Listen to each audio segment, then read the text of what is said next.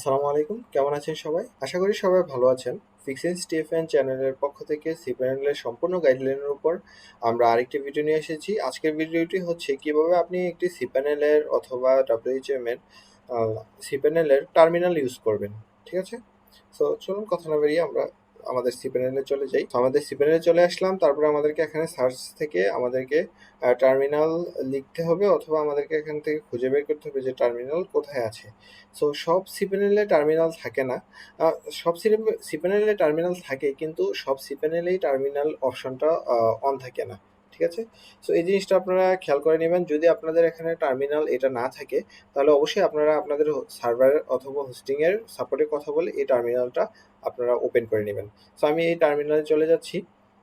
টার্মিনালে যাওয়ার পর একটু সময় লাগবে লোড নিতে। তো এখানে অনেক সময় দেখা যায় যে একটা অথেন্টিকেশন চায়, যে এটা রিস্ক আছে ওইটাকে আপনি ইয়েস আই আন্ডারস্ট্যান্ড এরকম একটা থাকে, অপশন থাকে, ওইটাতে ক্লিক করলে এটা এই টার্মিনালটা চলে আসবে। তো টার্মিনাল এখান থেকে আপনি যে কোনো কাজ করতে পারবেন, এটা এসএসএইচ এর মতোই। সো এখান থেকে আপনি আমি জাস্ট এমনি নর্মালি কয়েকটা দেখাচ্ছি, কমান্ড দেখাচ্ছি। এখানে আপনি এলএস যদি ইউজ করেন তাহলে আপনি এখানে আপনার এই টার্মিনালে কোন কোন ফোল্ডার আছে, কোন কোন ফাইল আছে এগুলো দেখতে পারবেন। তারপর হচ্ছে যে আপনি কোনো নির্দিষ্ট কোনো ফাইলে যদি যাইতে চান যে এই ফোল্ডারের আন্ডারে আমি ঢুকবো, তাহলে আপনি এই যে সিডি লিখবেন, চেঞ্জ ডাইরেক্টরি, তারপরে আপনাকে লিখতে হবে আপনার যে কাঙ্ক্ষিত যেই ফোল্ডারটির সেটির নাম, public LAC public underscore HTML PUBLIC HTML। ওকে, তো আমি যদি এন্টার করি তাহলে আমি এই যে এতক্ষণ ছিলাম, আমি হচ্ছে যে এই যে এই পর্যন্ত এখানে ছিল, আমি ছিলাম মেইন ডাইরেক্টরিতে।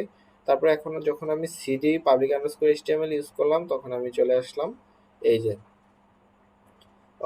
এটার ভিতরে। ঠিক আছে, পাবলিক আন্ডারস্কোরের ভিতরে এখন যে আমি এখানে যে ফোল্ডার আছে বা ফাইল আছে এগুলো আমরা দেখতে চাই।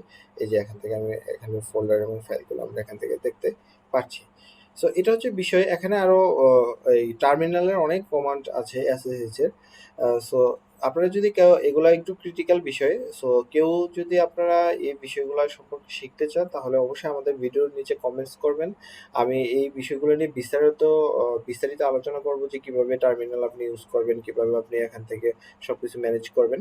এই বিষয়গুলো নিয়ে আসলে একটা সিরিজ বানানো যাবে। ঠিক আছে? তো আপনারা যারা আমাদের ফিক্সড স্টিফেন চ্যানেলটি সাবস্ক্রাইব করেনি তারা অবশ্যই আমাদের চ্যানেলটি সাবস্ক্রাইব করে দিবেন এবং তার পাশে থেকে বেল আইকনে ক্লিক করে দিবেন যাতে আমাদের পরবর্তী ভিডিওগুলো আপনারা খুব সহজে পেয়ে যান। এবং যারা ফ্রিল্যান্সিং বিষয়ে আগ্রহী এবং ফ্রিল্যান্সিং করতে চান, এই বিষয়গুলো শিখতে চান, Fiverr, Upwork, people per hour, Guru, freelancer.com।